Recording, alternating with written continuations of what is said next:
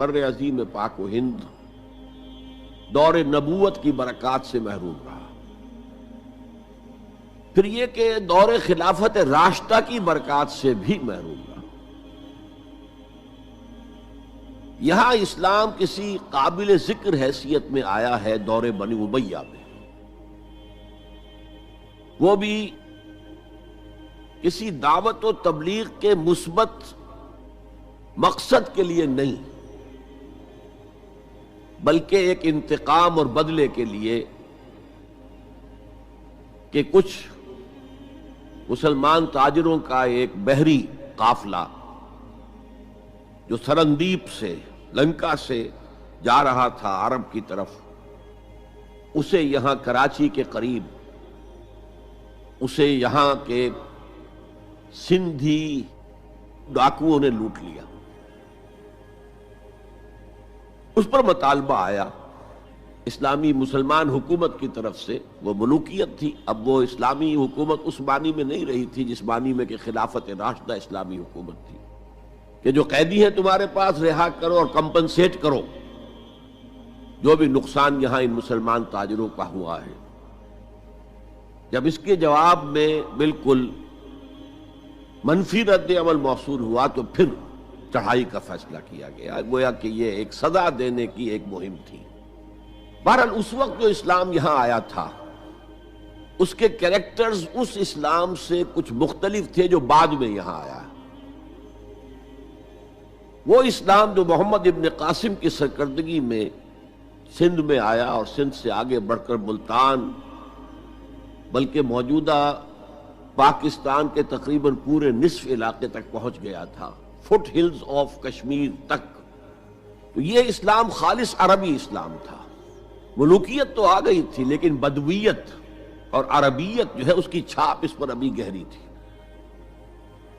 اور اس اسلام میں نہ ابھی فرقے تھے، نہ مسلک تھے، نہ حنفی، نہ مالکی، نہ شافعی، نہ حنبلی، نہ عقائد کے بارے میں بحثیں شروع ہوئی تھیں، علم کلام کی بحثیں ہوئی تھیں، نہ ابھی یونانی فلسفے اور منطق کا حملہ ہوا تھا، ابھی کچھ نہیں تھا۔ سادہ اسلام، اسلام اپنی اصل سادگی پر برقرار تھا، چنانچہ اس کی قوت تسخیر بڑی زبردست ثابت ہوئی، اور خاص طور پر محمد ابن قاسم جو نوجوان 17-18 برس کا نوجوان اور نہایت نیک اور پاک باز، سندھ کے ہندوؤں نے جو اپنی ایک روایت ہے کہ اس طرح کا آدمی تو کوئی اوتار ہی ہو سکتا ہے، فارسی میں بھی کہا جاتا ہے کہ در جوانی توبہ کردن شیوہ پیغمبری است، جوانی کے اس عمر میں بھی کوئی شخص پاک زندگی گزار رہا ہو تو یہ تو پیغمبروں کا طریقہ ہے، اور ہندوستان میں تصور پیغمبروں کا نہیں تھا، اوتاروں کا تھا، تو اسے بھی ایک اوتار سمجھ کر اس کی مورتیاں تراش کر مندروں میں رکھ لی گئیں اور ان کو پوجا جانے لگا۔ یہی چیز اس کے لیے خطرے کا سبب بن گئی، کیونکہ اب بیک ہوم اسلام کا جو اصل گھر تھا عرب، اس میں ملوکیت آ چکی تھی، اور ملوکیت کبھی اسے برداشت نہیں کر سکتی کہ کوئی اور شخص اتنا پاپولر ہو جائے کہ اسے چیلنج کر سکے، لہذا محمد بن قاسم کو بلایا گیا اور شہید کر دیا گیا۔ اب اس کے بعد ظاہر بات ہے کہ وہ اسلام ریسیڈ کرنا شروع ہوا، واپس آنا شروع ہوا، اس کے کچھ اثرات اس علاقے میں رہ گئے، لیکن اسلام کی واپسی ہو گئی۔ یہ اسلام کا پہلا ورود تھا بر عظیم کی سرزمین پر۔ اس کے بعد اسلام آیا ہے 300 برس بعد، اور اب یہ آیا ہے شمال مغربی سرحدی صوبے میں جو دریں ہیں، کوہ سلیمان میں، کوہ ہندو کش اور کوہ سلیمان میں، درہ خیبر ہے، درہ ٹوچی ہے، درہ گومل ہے، درہ بولان ہے، یہاں سے آنا شروع۔ اس اسلام کی خصوصیات کچھ اور تھی۔ ان 300 سالوں میں فقہی مسالک بھی پیدا ہو چکے تھے، حنفی، مالکی، شافعی، حنبلی، ان کے درمیان اختلافات بھی تھے، بحثیں بھی تھیں، مناظرے بھی تھے۔ دوسرے ایک خاص جو ہے تصوف کا فن جو ہے وہ بہت ترقی کر چکا تھا، اور اس میں اکثر و بیشتر وحدت الوجود کا تصور اس کی بنیاد میں موجود تھا۔ تیسری بات یہ نوٹ کیجئے کہ یہاں جو لوگ آئے وہ سب حنفی تھے، اور یہ ترک قبائل ہی تھے در حقیقت، اور ترکوں میں سے بھی غلام لوگ تھے، اسی لیے پہلا خاندان مسلمانوں کا یہاں خاندان غلاماں کہلاتا ہے۔ ترک غلام تھے یہ، جو اپنی ذاتی صلاحیت اور اپنی استعداد کی بنا پر ترقی کرتے کرتے بادشاہت کے مقام تک پہنچے۔ عالم اسلام میں اس وقت دو عظیم جگہوں پر غلاموں کی حکومت تھی، اور اس سے اندازہ ہو سکتا ہے کہ اسلام میں غلاموں کا فیوچر کتنا روشن ہے۔ ممالک، مملوک، یہ مصر میں حکمران تھے، وہ بھی غلام تھے۔ خاندان غلامہ، قطب الدین ایبک، شمس الدین التتمش، یہ سب کون تھے؟ غلام تھے۔ بہرحال اب جو اسلام آیا اس میں قیادت کی ایک تثلیث پیدا ہو چکی تھی، توحیدی شان نہیں رہی تھی۔ خلافت راشدہ میں قیادت توحیدی تھی، خلیفہ وقت ہی حاکم بھی تھے، خلیفہ وقت ہی مجتہد بھی تھے، عالم بھی تھے، اور وہی سب سے بڑے اللہ والے بھی تھے۔ لیکن اس کے بعد جو اسلام میں قیادت جو ہے مسلمانوں کی تین شاخوں میں بٹ گئی۔ سیاسی قیادت وہ تو قبائلی عصبیت کی بنیاد پر قائم ہو رہی ہے، تو سیاست تو ہو گئی طاقت کے بل پر، جس کی لاٹھی اس کی بھینس۔ اس کے بعد جو اس دینی قیادت تھی وہ دو حصوں میں منقسم ہو گئی، علمی قیادت علماء، مفسرین، فقہاء، محدثین، اور ایک ہو گئی صوفیاء کی قیادت۔ تو یہ تھی کیفیت جس میں کہ بر عظیم پاک و ہند میں اسلام وارد ہوا ہے پہلے ورود کے 300 برس بعد۔ اب اس کے 500 برس کے بعد یہاں ایک اور ایلیمنٹ آیا، اور وہ تھا شیعیت کا۔ آپ کو معلوم ہے کہ سن 1000 عیسوی میں پاکستان کا جو علاقہ اس وقت کا ہے یہ عالم اسلام میں داخل ہو چکا تھا۔ شہاب الدین غوری وغیرہ کی حکومت وہاں تک تو تھی، البتہ دہلی پر 1206 میں تخت دہلی جو ہے مسلمانوں کا 1206 میں شروع ہوا ہے۔ بہرحال اس کے بعد ہم کہہ سکتے ہیں کہ 300 برس بعد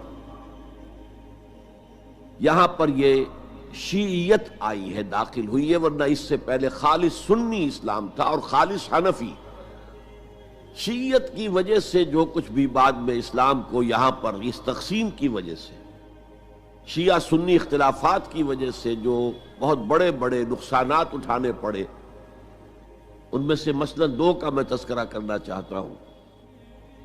ڈاکٹر امبیڈکر، انہوں نے فیصلہ کیا تھا میں مسلمان ہو جاؤں، گویا کہ یہاں کے اچھوتوں کا مسئلہ وہ اس طور سے حل کرنا چاہتے تھے کہ ہم این بلاک مسلمان ہو جائیں۔ لیکن جب ان کے بارے میں معلوم ہوا تو پھر وہاں پہنچ گئے کچھ لوگ کہ آپ اس مسلک کو اختیار کریں یا اس کو کریں۔ وہ اسی حیث بیس میں پھر انہوں نے فیصلہ کیا کہ میں کوئی بھی نہیں اختیار کرتا، اگر کوئی ایک اسلام ہے ہی نہیں، اب میں ایک کو اختیار کرتا ہوں تو دوسرے سے میری مخاصمت ہو جائے گی، دوسرے کو اختیار کرتا ہوں تو پہلے سے ہو جائے گی۔ اب اگلا دور آیا، ہندوستان میں انگریز آ گئے۔ یہاں موجود بہت سے غیر مسلموں کو شاید میری باتیں اب کچھ ناگوار گزریں، لیکن کچھ حقائق ہیں جو تلخ ہیں لیکن حقائق ہیں، انہیں سمجھنا چاہیے۔ انگریزوں نے یہاں آ کر حکومت چھینی سی مسلمانوں سے بیشتر، ویسے تو یہ کہ ہندو راجے مہاراجا بھی تھے، لیکن بیشتر علاقوں میں تو مسلمان حاکم تھے، لہذا انہوں نے مسلمانوں کو دبانا بہت ضروری سمجھا، اس لیے کہ جو سابق حاکم ہو ان میں ایسپیریشنز پیدا ہوتی رہتی ہیں کہ ہم تھے یہاں کے حاکم، کیوں نہ واپس حاصل کریں۔ بغاوت کے ان کے اندر جراثیم مسلسل پروان چڑھتے ہیں۔ مسلمانوں کو دبایا اور ہندوؤں کو اٹھایا، کیوں کہ ہندوؤں کے لیے معاملہ صرف چینج آف ماسٹرز کا تھا، کوئی بڑا حادثہ تو نہیں تھا۔ پہلے مسلمانوں کے غلام تھے، اب انگریزوں کے غلام ہو گئے۔ اور اس اعتبار سے انگریز نے بھی انہیں قریب کیا اور ہندوؤں نے بھی مغربی علوم اور مغربی سائنسز کو پڑھنے میں بڑی سبقت کی۔ بنگال میں انگریز آیا اور بنگال میں آپ کو معلوم ہے اکثر و بیشتر جو سائنسدان پیدا ہوئے جن کی کہ لکھی ہوئی ٹیکسٹ بکس جو ہیں بہت عرصے تک استعمال ہوتی رہی ہندوستان میں، یہ کون تھے؟ چیٹرجی، بینرجی، سب کے سب بنگالی تھے۔ ایک اور بات یہ ہے کہ ہندو اپنے ماضی سے بہت دور آ چکے تھے، ان کا ماضی عظمت والا، آخر اشوک کا دور بہت عظمت کا، چندر گپت موریہ کا دور بہت عظمت کا، وکرماجیت کا دور بہت عظمت کا تھا، لیکن وہ اب بہت پیچھے جا چکے تھے۔ تقریباً مسلمانوں کی آمد کی وجہ سے 1000 سال کا فصل واقع ہو چکا تھا۔ لہذا تہذیب و تمدن کے لیے بھی، جیسے کہ انہوں نے مسلمانوں کے زمانے میں فارسی پڑھی، فارسی پڑھتے تھے، کوڈ لینگویج فارسی ہے، جیسے کہ پھر بعد میں مسلمان اور ہندو اور سب نے انگریزی پڑھی۔ ملازمتیں ملیں گے تو انگریزی پڑھنے والوں کو ملیں گی، راستہ کیریئرز کا کھلے گا تو انگریزی پڑھنے والوں کا کھلے گا۔ اسی لیے کہاوت تھی ہندوستان میں، پڑھے فارسی اور بیچے تیل، دیکھو رے قسمت کے کھیل۔ اب فارسی پڑھ کے تو اسے کہیں حکومت کے اندر اہلکار ہونا چاہیے، اس کی حیثیت کچھ اور ہونی چاہیے، فارسی پڑھ کے اور تیل بیچنا۔ جبکہ مسلمانوں کا معاملہ یہ تھا کہ ان کی تو ابھی تہذیب اور تمدن، ان کی روایات ابھی تازہ تھی، لہذا جو غیر مسلم تھے یہاں کے، انہوں نے انگریزی علوم، انگریزی سائنس، انگریزی تہذیب، اس کو کھلے دل کے ساتھ خوش آمدید کہا، اور مسلمانوں میں ایک زبردست ڈویژن ہو گیا۔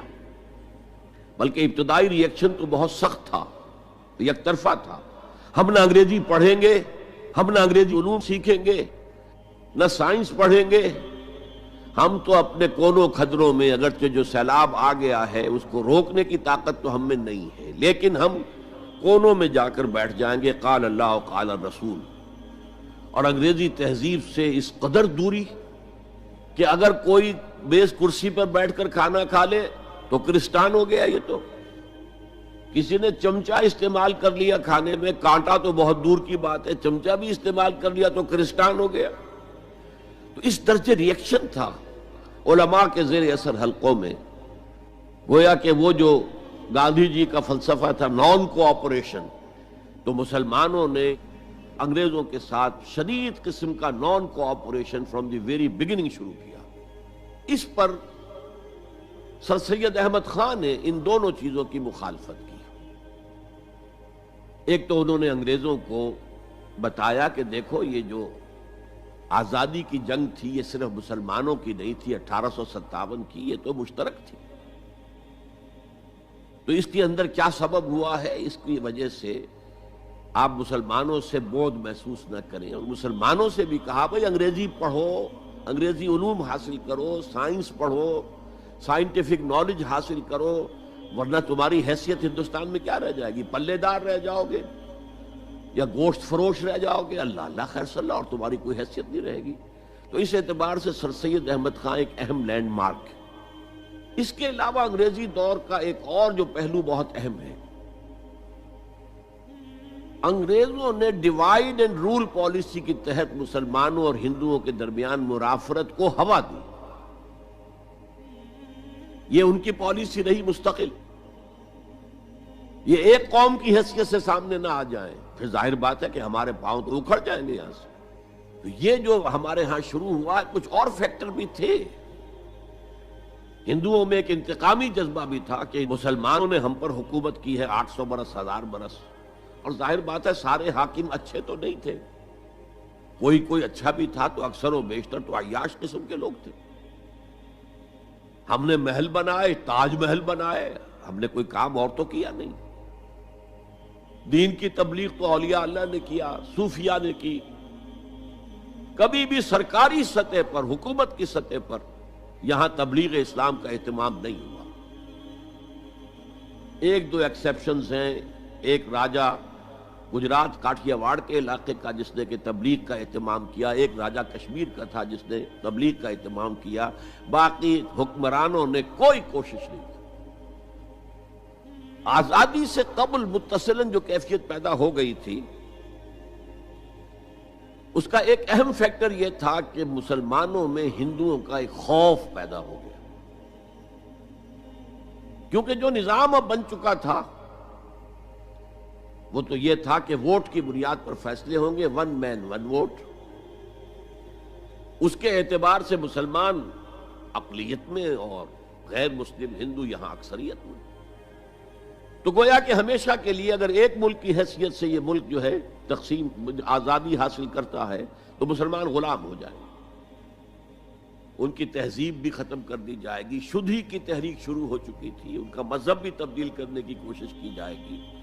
میوات کے علاقے میں بڑی زبردست تحریک اٹھائی گئی تھی شدھی کی، جس کا توڑ کرنے کے لیے مولانا محمد الیاس رحمۃ اللہ علیہ سامنے آئے اور تبلیغی جماعت کا انہوں نے سلسلہ شروع کیا۔ یہ اصل میں میوات کے اندر جو شدھی کی تحریک تھی اس کا جواب تھا، اس سے حفاظت مسلمانوں کی۔ تو اندیشہ یہ تھا کہ ہندو ایکسپلائٹ کرے گا، ہماری تہذیب کو ختم کرے گا، ہماری زبان کو ختم کرے گا، معاشی طور پر ہمیں ایکسپلائٹ کرے گا، مفلوج کرے گا، اور اپنی سی کوشش کرے گا کہ ہمارا مذہب بھی تبدیل کرا دے۔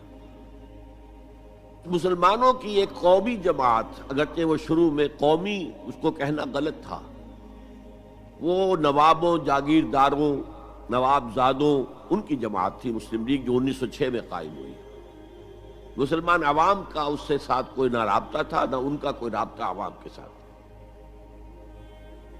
اس کی جو 1906 سے لے کر 1924 تک کی جد و جہد ہے، وہ ساری دفاعی جد و جہد تھی۔ ہمارے یہ حقوق ہونے چاہیے، ہمیں اس کی ایشورنس دی جانی چاہیے، ہمیں سیپریٹ الیکٹوریٹ دیا جائے، اور یہ کہ اس سے بھی آگے بڑھ کر ہمیں مرکز میں کچھ زیادہ حیثیت دی جائے تاکہ ہماری بھی کوئی حیثیت ہو، کوئی توازن پیدا ہو سکے۔ بس اسی پر ساری گفت و شنید تھی۔ اور اس کے ضمن میں محمد علی جناح جو ہیں وہ تو پروفٹ آف لو قرار دیے گئے تھے، اتحاد کا پیغام بر۔ وہ 1906 میں تھے انڈیا میں موجود، مسلم لیگ میں شامل نہیں ہوئے تھے، کانگریس کے رکن تھے۔ اس کے بعد 1913 میں جا کر مسلم لیگ میں شامل ہوئے ہیں مولانا محمد علی جوہر کے کہنے پر، پھر بھی کانگریس کے رکن بھی رہے، مسلم لیگ کے رکن بھی رہے، اور انہوں نے حتی الامکان کوشش کی کہ کوئی فارمولا ایسا بن جائے جس پہ کہ اتحاد ہو جائے اور ضمانت مل جائے کہ مسلمانوں کے ساتھ کوئی اس قسم کا سلوک نہیں کیا جائے گا کہ وہ بالکل یوں سمجھیے کہ ایک نیچے لگ کر رہ جائیں اور ان کی کوئی حیثیت نہ رہے۔ لیکن وہ ناکام ہوئے، شدت کے ساتھ ناکام ہوئے، اور پھر اس درجے مایوس ہوئے کہ ہندوستان چھوڑ کر جا کر انگلستان میں بس گئے، اور وہاں انہوں نے اپنی لیگل پریکٹس شروع کر دی۔ ایس ایم اکرام صاحب جو ایک بڑے مصنف ہیں، آب کوثر، موج کوثر، رود کوثر کے جو مصنف ہیں، وہ اہم ترین کتابیں ہیں تین مسلم انڈیا کی، political as well as cultural history, ثقافتی جو معاملہ ہے وہ بھی ساتھ ساتھ ہر دور میں کیا اس کا رنگ رہا ہے، اس کو بہت ہی سمجھیے ایک بڑے ماہرانہ انداز میں انہوں نے بہت عمدگی کے ساتھ مرتب کیا ہے۔ وہ اس وقت آکسفورڈ میں پڑھ رہے تھے، طالب علم تھے، نوجوان، وہ ملے محمد علی جناح سے۔ اس وقت تک ابھی وہ قائد اعظم کا تو خطاب انہیں نہیں ملا تھا، محمد علی جناح، اور ان سے کہا آپ ہندوستان چھوڑ کے کیوں آ گئے، ہندوستان کے مسلمانوں کو تو آپ کی ضرورت ہے۔ تو انہوں نے سخت الفاظ کہے تھے کہ ہندو ناقابل اصلاح ہے۔ یہ اس وقت کی ہندو قیادت پر ان کا تبصرہ تھا، اور مسلمانوں کا حال یہ ہے کہ ان کا کوئی لیڈر مجھ سے صبح جو بات کرتا ہے شام تک ڈپٹی کمشنر یا گورنر تک پہنچا دیتا ہے، تو ایسی قوم کی قیادت میں کیسے کروں؟ لیکن اصل میں ایک ٹرننگ فیکٹر آیا ہے، turning point in the history of Muslim league movement, and that was 1930۔ اس میں جو الہ آباد میں مسلم لیگ کا سیشن ہوا تھا، اس میں خطبہ صدارت دیا تھا علامہ اقبال نے۔ علامہ اقبال اس سے پہلے ہندوستان میں ایک سور پھونک چکے تھے کہ اب اسلام کی نشأت ثانیہ کا دور آنے والا ہے، اسلام جو ہے دوبارہ دنیا کے اندر برسر عروج آئے گا۔ ایک امید افزا صورتحال علامہ اقبال نے اپنی ملی شاعری سے پیدا کر دی تھی۔ کتاب ملت بیضا کی پھر شیرازہ بندی ہے، یہ شاخ ہاشمی کرنے کو ہے پھر برگ و بر پیدا، سبق پھر پڑھ صداقت کا، شجاعت کا، عدالت کا، لیا جائے گا تجھ سے کام دنیا کی امامت کا۔ نوا پیرا ہو اے بلبل کہ ہو تیرے ترنم سے، کبوتر کے تنے نازک میں شاہی کا جگر پیدا۔ اور ویسٹرن سویلائزیشن کو انہوں نے چیلنج کیا تھا، دیار مغرب کے رہنے والوں خدا کی بستی دکان نہیں ہے، کھرا جسے تم سمجھ رہے ہو وہ اب ذرے کم عیار ہوگا، تمہاری تہذیب اپنے خنجر سے آپ ہی خودکشی کرے گی، جو شاخ نازک پہ آشیانہ بنے گا ناپائیدار ہوگا۔ یہاں فرسٹ ورلڈ وار کے بعد جو عالم اسلام کی کیفیت ہوئی تھی اس پر کس قدر یاس انگیز، نا امیدی سے بھرا ہوا مرثیہ مولانا حالی نے لکھا تھا۔ قوم کی زبان اس وقت وہ تھے، قومی شاعر۔ قومی شاعر جو ہے قوم کی زبان ہوتا ہے۔ پستی کا کوئی حد سے گزر نہ دیکھے، اسلام کا گر کر نہ ابھر نہ دیکھے، مانے نہ کبھی مد ہے ہر جزر کے بعد، دریا کا ہمارے جو اتر نہ دیکھے۔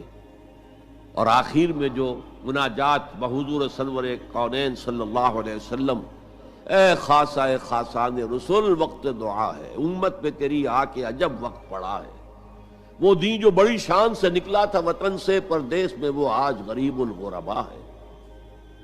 اسی قسم کے مرثیے علامہ شبلی نے کہے، مولانا حمید الدین فراہی نے کہے، لیکن اقبال پہلا شاعر ہے جس نے کچھ مرثیے بھی کہے ہیں۔ جب انگلینڈ جاتے ہوئے وہ گزر رہے تھے سسلی، جزیرہ سسلی کے پاس سے جہاز گزر رہا تھا، تو دل میں ہوک اٹھی ہے،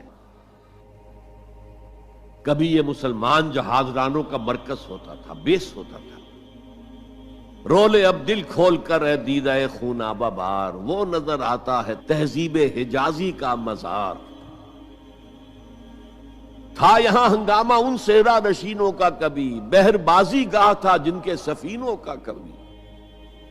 کہا ہے، مرثیہ بھی کہا، اقبال کے ہاں مرثیہ ہے، لیکن ساتھ ہی ایک امید افزا پیغام کہ اب دوبارہ نکل کے صحرا سے جس نے روما کی سلطنت کو الٹ دیا تھا، سنا ہے یہ قدسیوں سے میں نے، وہ شیر پھر ہوشیار ہوگا۔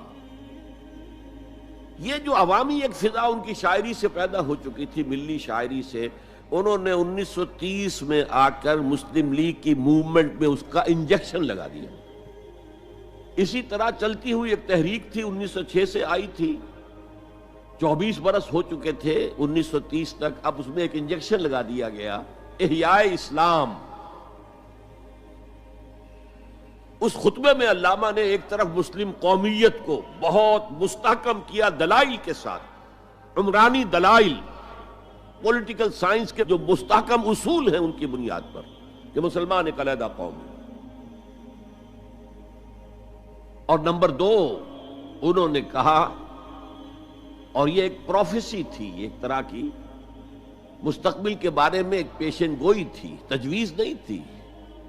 پارٹیشن آف انڈیا کی تجویز تو بہت بعد میں آئی ہے، 1940 میں، یہ 1930 کی بات میں کر رہا ہوں۔ تو انہوں نے کہا تھا، مجھے یقین ہے کہ یہ ڈیسٹنی ہے، تقدیر مبرم ہے کہ ہندوستان کے شمال مغرب میں، شمال مشرق کا انہیں اس وقت احساس نہیں ہوا تھا، ایسٹ پاکستان کا جو اب بنگلہ دیش ہے ادھر ان کی نگاہ نہیں گئی تھی، ہندوستان کے شمال مغرب کے اندر ایک آزاد مسلمان ریاست قائم ہوگی، اور اگر ایسا ہو گیا تو ہمیں موقع مل جائے گا کہ دور ملوکیت میں، جس کے لیے لفظ بڑا ثقیل استعمال کیا انہوں نے، عرب امپیریلزم، یہ بنو امیہ، بنو عباس یہ عرب امپیریلسٹ تھے، یہ عرب قوم کا امپیریلزم تھا، ان کی حکومت اسلام کی عکاسی کرنے والی نہیں تھی، اسلام کی عکاسی کرنے والی تو خلافت راشدہ تھی، ابو بکر تھے، عمر تھے، عثمان تھے، علی تھے رضی اللہ تعالی عنہ۔ تو دور ملوکیت میں یا دور عرب امپیریلزم میں جو داغ دھبے آ گئے ہیں اسلام کے چہرے پر، انہیں صاف کر کے اور صحیح اسلام کی ایک شکل دنیا کو دکھائیں، یہ انجیکشن ہے پازیٹیو مقصد کا۔ اس وقت تک، اس سے پہلے تک تحریک صرف ایک منفی جذبے پر چل رہی تھی، ہندو کا خوف، ہندو اکثریت کا خوف، ایکسپلائٹیشن کا اندیشہ، لیکن اب اسے ایک مثبت بنیاد مل گئی۔ 1932 میں قائد اعظم گئے انگلستان، لندن، گول میز کانفرنس میں، جناح صاحب اس میں شریک نہیں تھے، اس لیے کہ وہ تو ویسے ہی سیاست کا میدان چھوڑ چکے تھے۔ اس موقع پر پھر علامہ اقبال نے ملاقاتیں کی ہیں جناح صاحب سے، اور وہی انجیکشن ان کو بھی لگایا اور انہیں پھر آمادہ کیا کہ آئیں واپس ہندوستان، اور اس انجیکشن کے حوالے سے مسلمانوں نے ہند کو منظم کرے اور جمع کرے۔ تو یہ پھر تحریک پاکستان جو ہے، چونکہ مسلمانوں کے جذبات کے ساتھ اس کی ہم آہنگی، معجزہ ہو گیا کہ مسلم مائنورٹی کے پروونسز نے کس طریقے سے یکجا اور یکسو ہو کر اس موومنٹ کو سپورٹ کیا، حالانکہ انہیں معلوم ہے کہ کسی بھی حساب سے ان کے تو پاکستان میں شامل ہونے کا کوئی امکان تھا ہی نہیں، بلکہ تحریک مسلم لیگ اصل میں مائنورٹی پروونسز کی تحریک تھی۔ جو صوبے بعد میں پاکستان میں شامل ہوئے ہیں ان میں سرحد میں تو کانگریس کی حکومت تھی ٹل دی لاسٹ ڈیٹ، پنجاب میں یونینسٹ حکومت تھی ٹل دی لاسٹ ڈیٹ، صرف ایک سندھ تھا مغربی پاکستان میں کہ جو وہاں مسلم لیگ کی حکومت تھی۔ ہاں، بنگال میں مسلم لیگ کی حکومت تھی، اور بنگال ہی مولد ہے جہاں ولادت ہوئی ہے 1906 میں مسلم لیگ کی، اور طویل ترین عرصے تک مسلم لیگ کی حکومت وہاں رہی۔ اب بھی وہاں پر تحریکیں چلتی رہتی ہیں اینٹی پاکستان، 2 مرتبہ پاکستان نے ایئر فورس بھی استعمال کی۔